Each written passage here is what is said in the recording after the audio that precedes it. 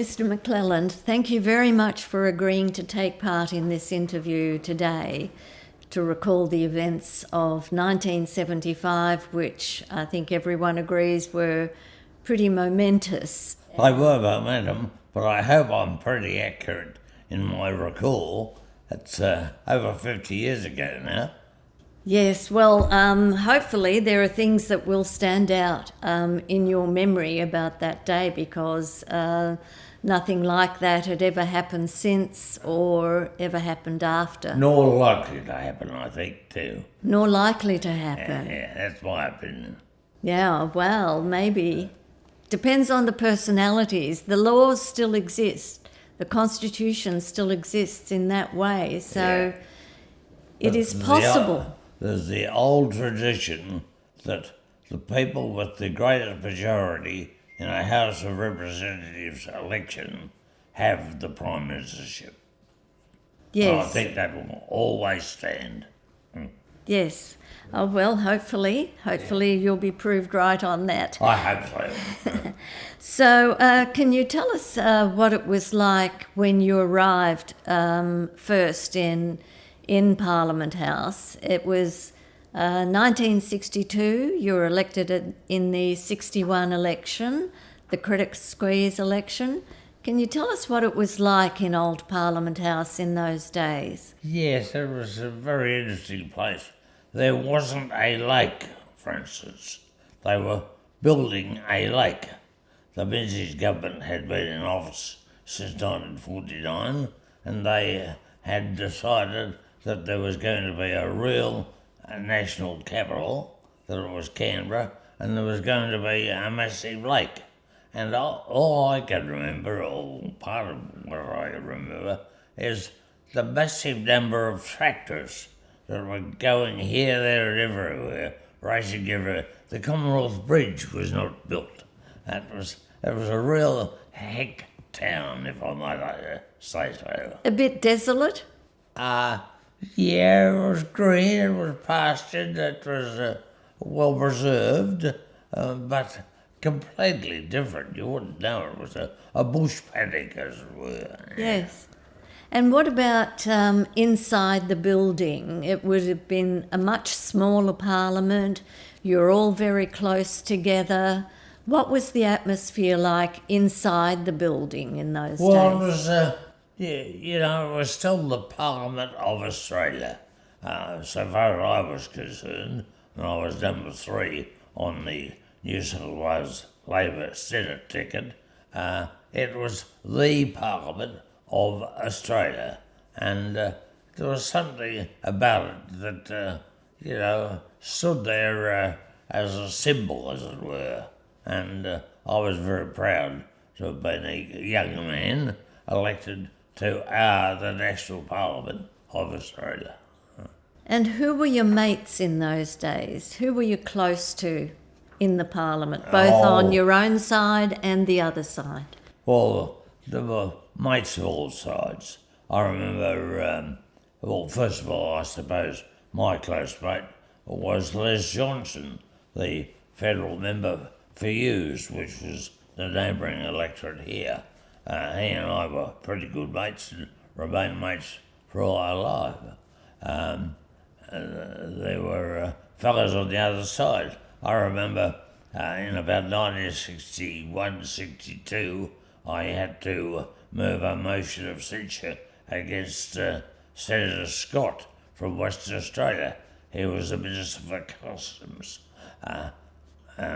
Malcolm Scott and I were pretty good mates, but I had to move the censure motion against him. And anyway, after the motion was moved, and unsuccessful, if I might say so, because they had the majority on their side, he said to me outside in the corridor, "I thought you were going to buy me a beer before this happened." I said, "I'm sorry, I forgot about that," and he and I went and had a beer together. So. In the members' dining room? No, in the members' bar. In the members' bar. Which was adjacent to the members' dining room. Yeah. Well, that's the sort of thing that used to happen in that place. Camaraderie, yeah.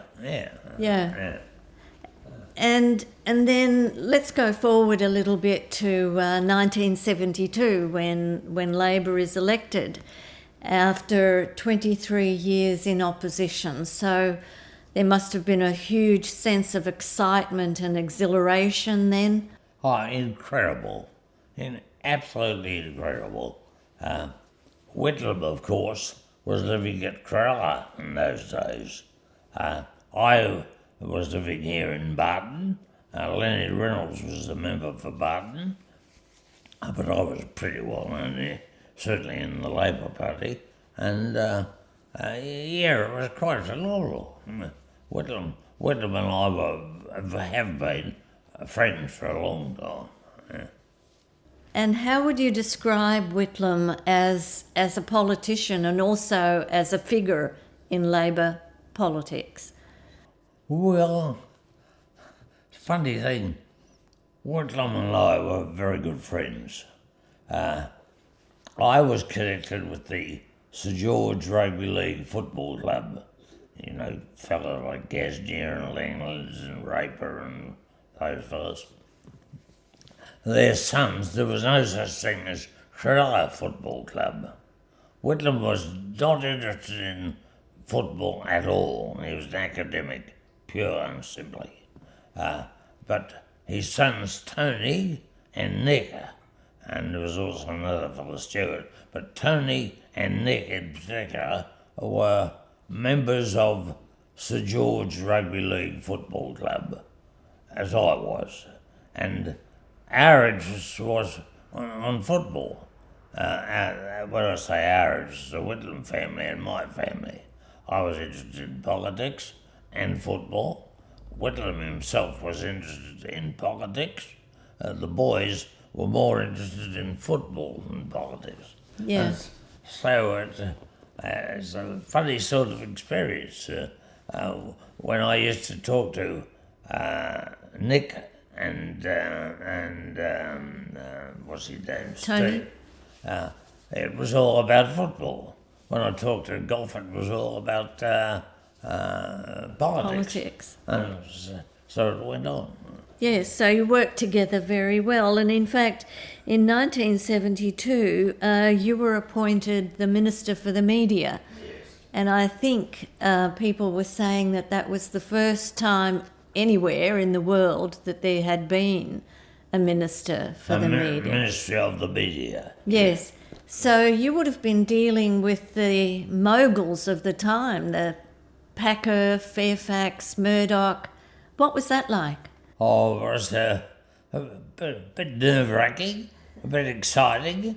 It was amazing, really, when I come to think of it. We had a meeting shortly after the announcement was made of all ministers and all, not all ministers, all members of the media. There was Packer, there was Murdoch, there was Ansett, there was the whole lot. And yeah, I got on reasonably well with them outside politics, but what's politics? Did they try to muscle up to you? Did they try to muscle up to the Whitlam government? Oh, yeah, they did, yeah.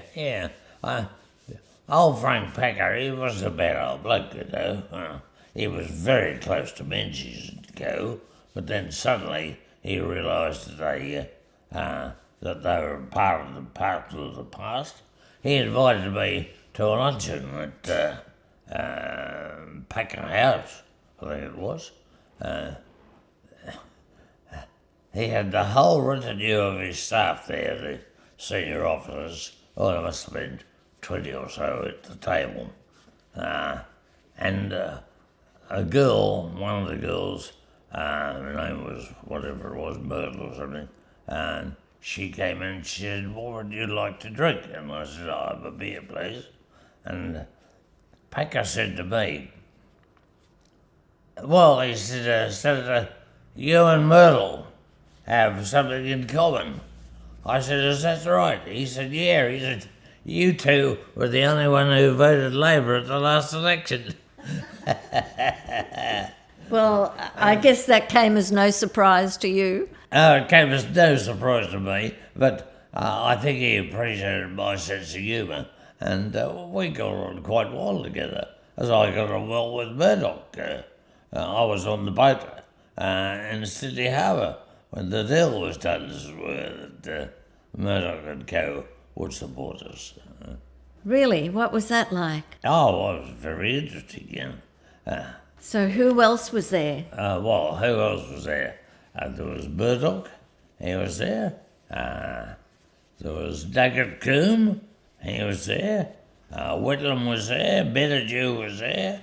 I think Eric Wash from the Murdoch Empire was there.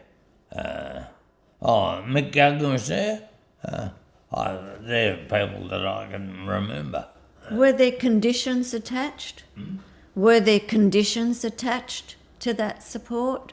No, not at all. Not at all. No. He just felt that it was time for a change of government, and he was. They were all feeling that there was a time for a change of government, that it was going to happen, that this was the period. That's why I think everyone who was invited to be there was there.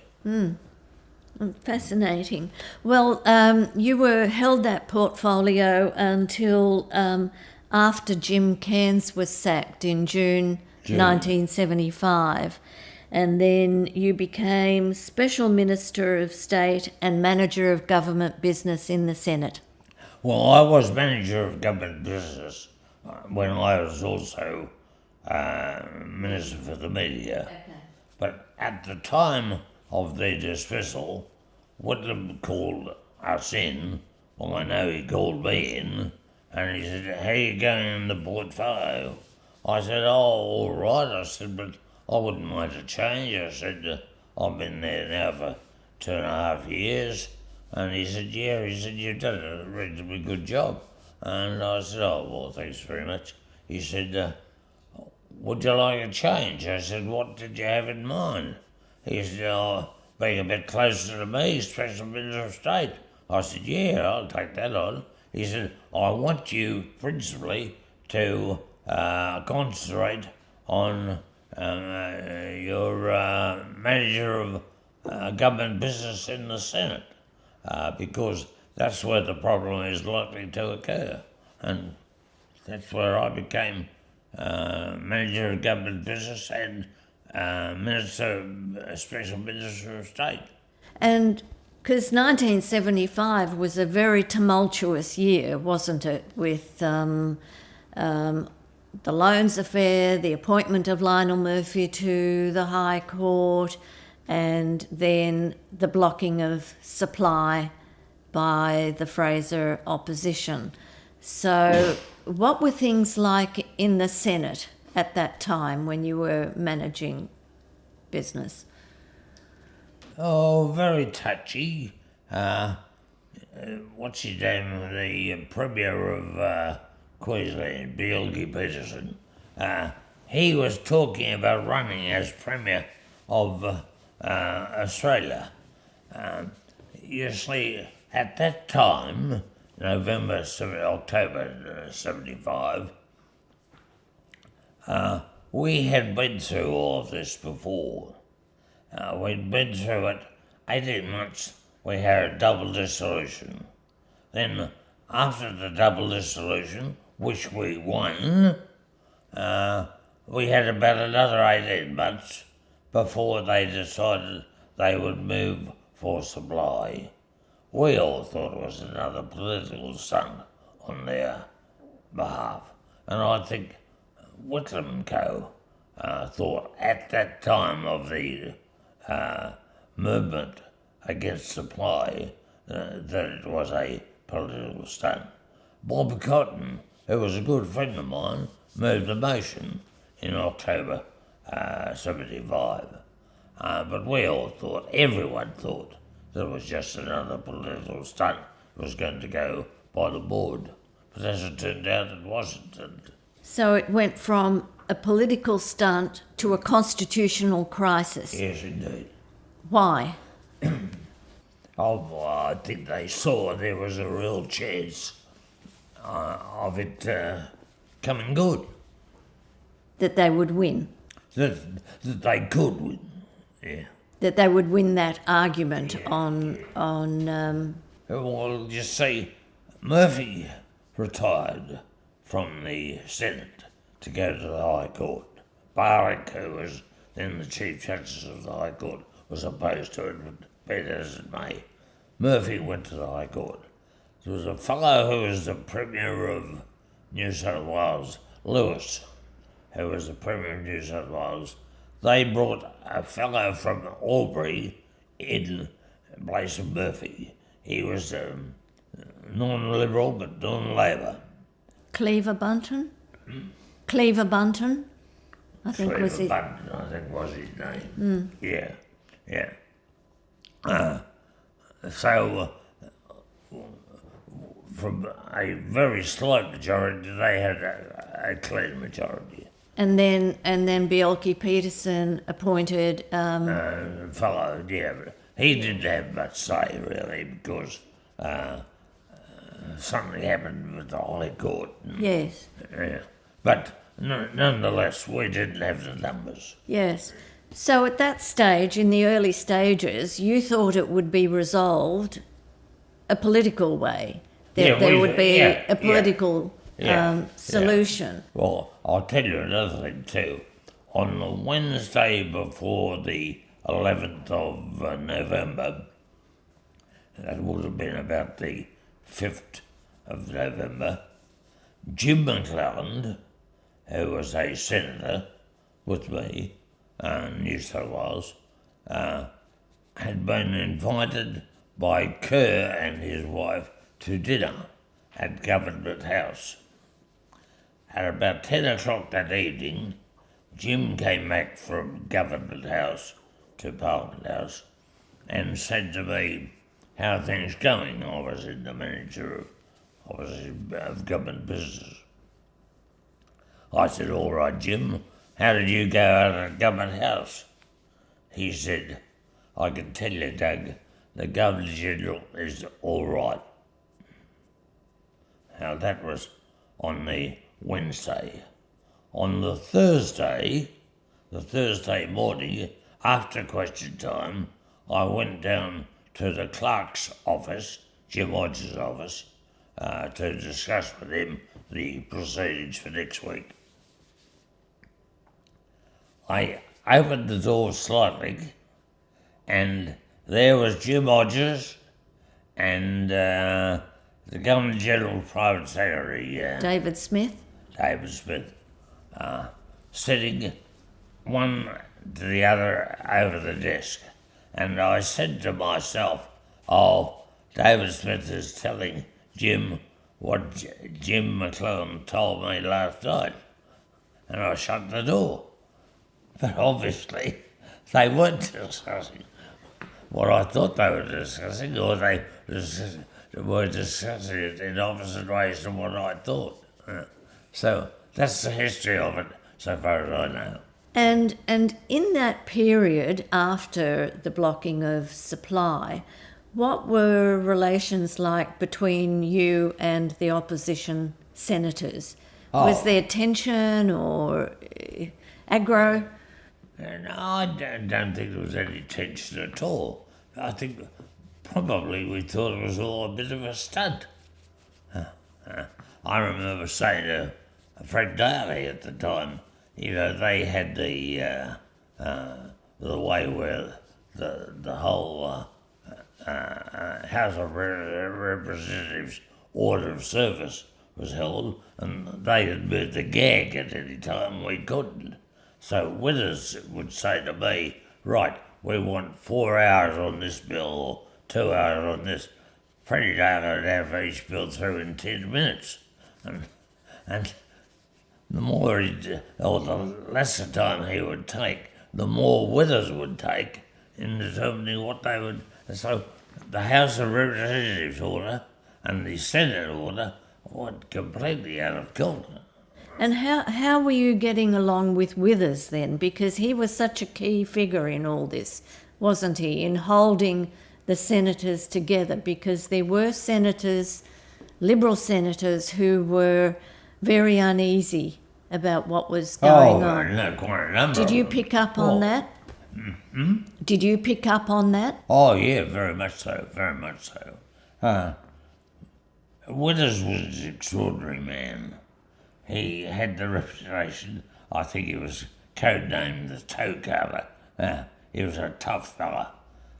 But his father had been a Labor member of the Legislative Assembly of Western Australia. And Withers was brought up with the young Labor people. And Withers asserted in the Parliament, and also to me privately, that he hated the Labor people who went to his father's place when he was a boy, and that's why he became a Liberal. And, Why did he hate them? he just didn't like them. Yeah. I don't know. So you guys ended up paying the price for that? We ended up paying the price. Yeah. And, okay, so on the day, on November 11, can you tell me, how that day began for you and how it unfolded? Yeah, I remember it very well.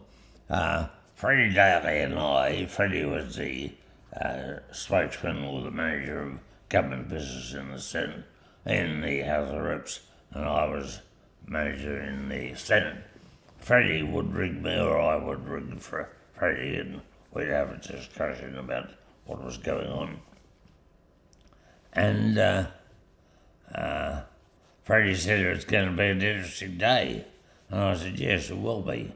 Well, that morning, arrangements had been made for the leaders of the parties, the main leaders, Liberal and Labor, to meet privately, and Whitlam and Crean met on one side, Fraser and Anthony met on the other. Frank and I were pretty close together, and in the caucus room, Frank and I sat next to one another. When the meeting of Cairns and of Crean and Whitlam and Fraser and Anthony finished, they came in, Whitlam and Crean came into our caucus, and as Frank took his seat next to me, I said to him, "How did the meeting go?" And Frank, and I never knew him to swear, said, I'll never forget it, said, "No bally good."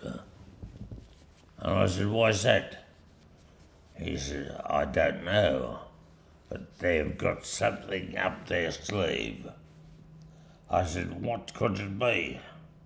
He said, "I don't know. Could it be the Governor-General?" And that was Frank Train from that meeting. And then Gough went to Government House. No, Gough went to the War Memorial. Yes. Commemoration Day. Then Remembrance Day. Then he went from the War Memorial to Government House, and he was told to ask for a half Senate election. To tell him that the government recommended a half Senate election. And he was under the impression that the Governor-General was there on the advice of his ministers.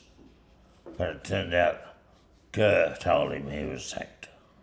And he did not tell you or any other senator what had happened. And when he called, when he went back to the lodge, and he called Daly in, he called Crean in, he called Menadue in, who was head of his department at the time, and some others, I don't know who. But he did not call one senator.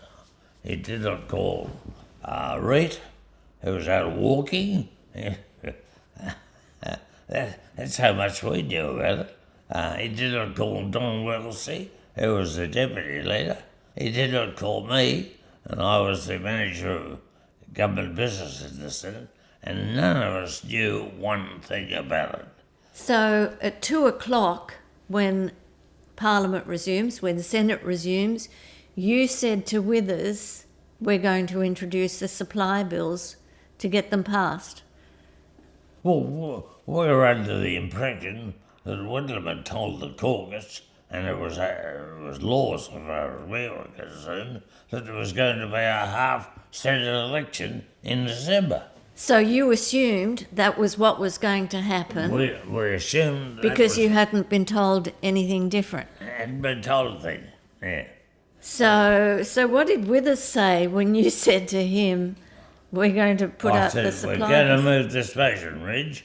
He said, he read it very quickly, and he said, well, that seems all right to me.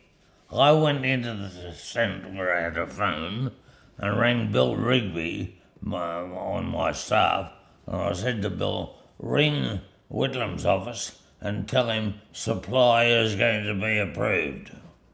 And we went in, And then? Red moved for supply. Withers agreed to it, and that was it. And Fraser had supply.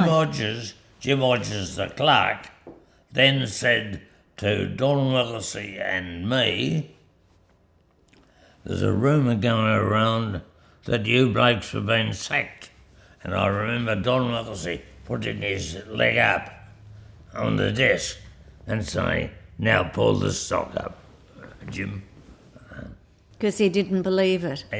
No one believed Do you think Hodges knew before?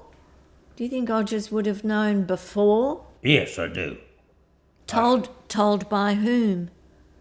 Who would have told Hodges? What about the Governor-General's secretary? Yeah, Jim. yeah, David Smith. You think David David Smith told Hodges? Yeah. That's very curious, isn't it? Well, that's the way I saw it. The whole day, I guess, was very curious. Yeah. So the supply bills are passed, and we know what happened next. But did you ever raise with Gough why he didn't tell you? No. Never discussed it with him? No, never discussed. Never. Can I ask why? I don't know. I thought it all happened. It was politics of the day. So far as I was concerned, I was shocked. I was shocked that the Governor-General was not relying on the advice of his Prime Minister. I was shocked that the Governor-General had ignored the well-established rule that the government shall be elected by the majority of the people at an election, and I thought it was a coup. It was a coup on the part of the Governor-General, and I don't think the Queen or anyone had anything to do with it at all. So, but what was your first thought when you put up the supply bills, they're passed, and then you hear that Gough had been sacked? What was the first thing that went through your mind at that point? I don't know, I was just flabbergasted. I couldn't believe it was against everything that I had stood for in all my political life. Yeah. And then subsequently, what do you think there are people, sorry, let me just rephrase that. There are people who say that if you had been told that Gough had been sacked and you had withheld supply, do you believe that that would have resolved anything, given that Fraser had already been installed as caretaker Prime Minister? Would that have deepened the crisis? No, I don't think so.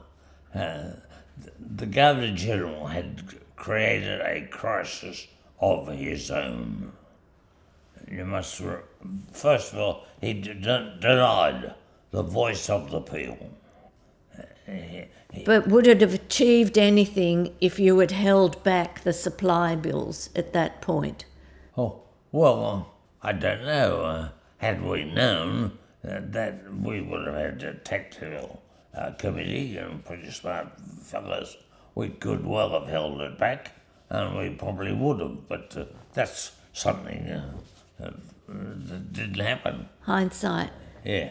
And what impact do you think that day had on politics generally? There are a lot of people who say that was the day that politics changed forever. It will never happen again. But did it change the way people felt about each other? Changed the way the Liberal Party have approached things. There was a referendum, which virtually, I've forgotten what's said now, but Fraser was the head of that referendum, and we agreed to the referendum, and Fraser agreed to it, and it was to put a stop to that sort of business again. It was to make sure that senators of the same colour were appointed if there was a vacancy. You're right. Yes, so that the numbers would stay the same. But do you think there was a rupture in relations between Labor and yes, Liberal? unquestionably. Bitter? Was it a bitter? Well, before that all happened, there was camaraderie in the whole place. But when that happened, there was no camaraderie. It was the last of the Mohicans, as it were, guns drawn. The opposition drank there, the government blokes drank there. There was none of that interaction. No more beers with Bob Cotton? For a long time. For a long time. Long time. Did it gradually come back together? Yeah, but it's still there. It's still there in the corner of the room. One day it might explode again. And even today, you think? Even today. It's still there. I'm now out of the business, but I can tell by fellows that it's always there at the back of their minds.